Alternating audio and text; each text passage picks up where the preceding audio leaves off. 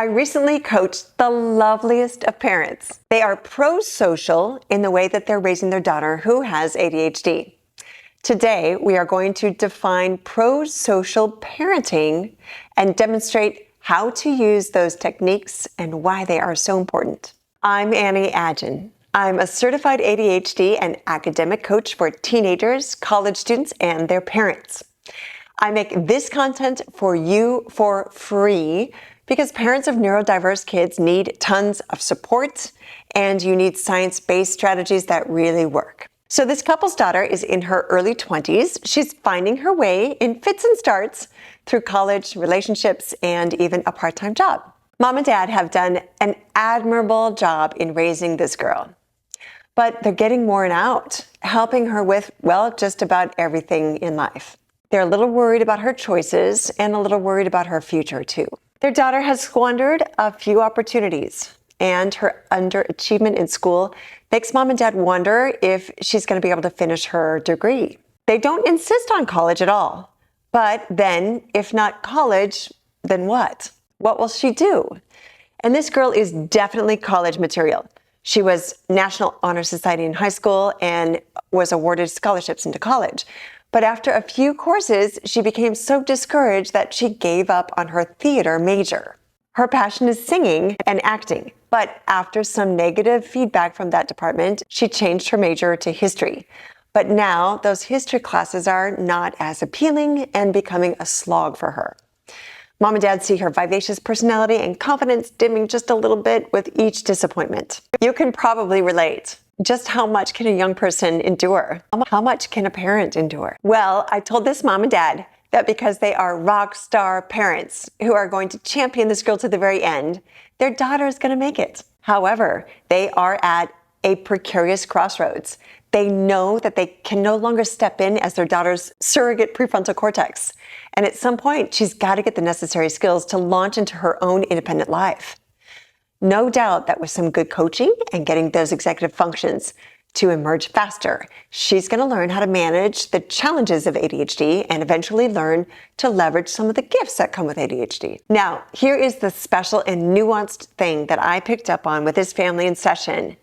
Once we had moved through the fallout that ADHD has posed for their own daughter, mom and dad started to reflect on some of her funny ADHD stories with smiles, with understanding, and with really healthy humor.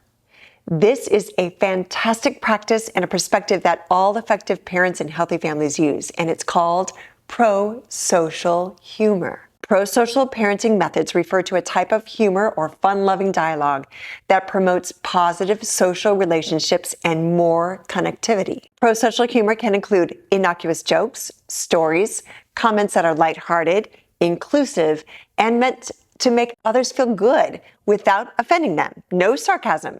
Prosocial joshing, even teasing, strengthens family bonds. It helps to build resilience in kids, and it helps them accept themselves and their ADHD because they see the rest of the family accepts it too. In fact, fun is actually listed as one of the 5 basic human needs by the famous psychiatrist William Glasser. And that means laughter, fun, inclusive playfulness, they're all absolutely essential. What I love about prosocial humor is that it acts as sort of an inoculation for kids. It defends them against the self-punishing negative talk that almost all teenagers with ADHD suffer from. And it's shown to reduce tension in families and improve the mood at home. Parents are also encouraged to practice being self-deprecating, and that's also prosocial.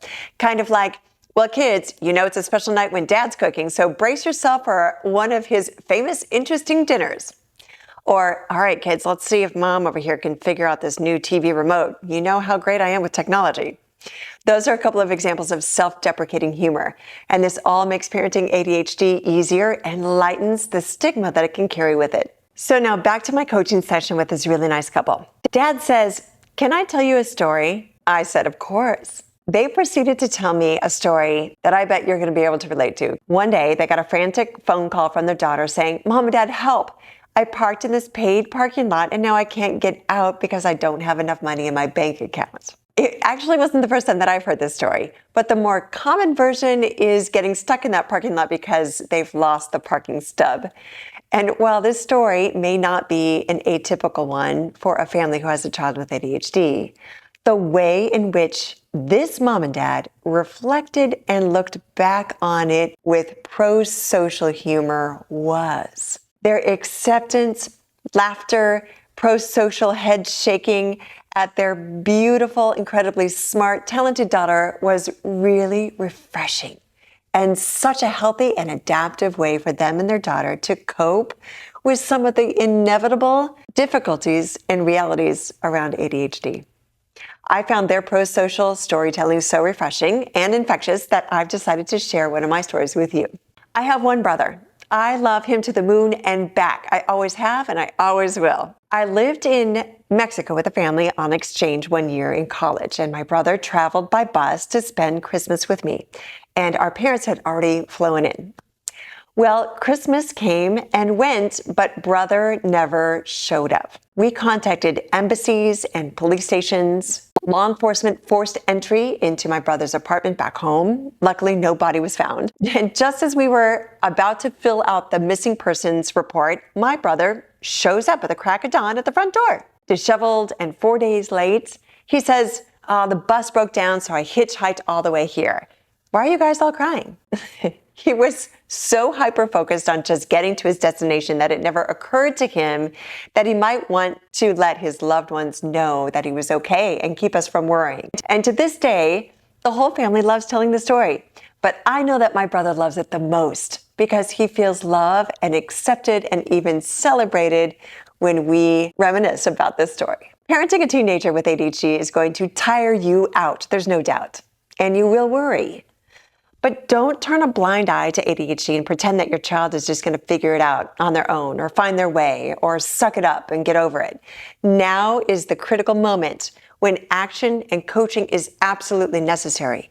Their brain is still moldable and it's at the height of neuroplasticity.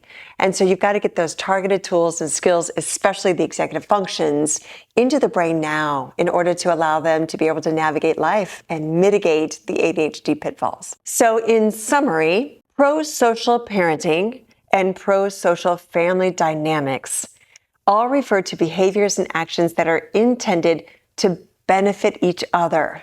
Prosocial behaviors motivated by empathy, love, moral values, and a desire to create positive social interactions among all the siblings and the parents.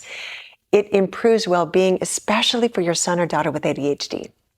Prosocial actions like storytelling, reminiscing, they all play a crucial role in building and maintaining healthy families and emotional resilience. ADHD is a serious condition, and it often wreaks serious havoc on families and relationships. But this doesn't mean that we have to be so serious in the way that we parent the needs of our teens with ADHD. You can be imperturbable, strong, and calm parents who also infuse life and family matters with fun. Don't forget, in the end, they all grow up, and looking back, you're going to have a lot of remarkable and relatable and great stories to tell. I'm Annie Adjen, and I wish you all A's in your every endeavor.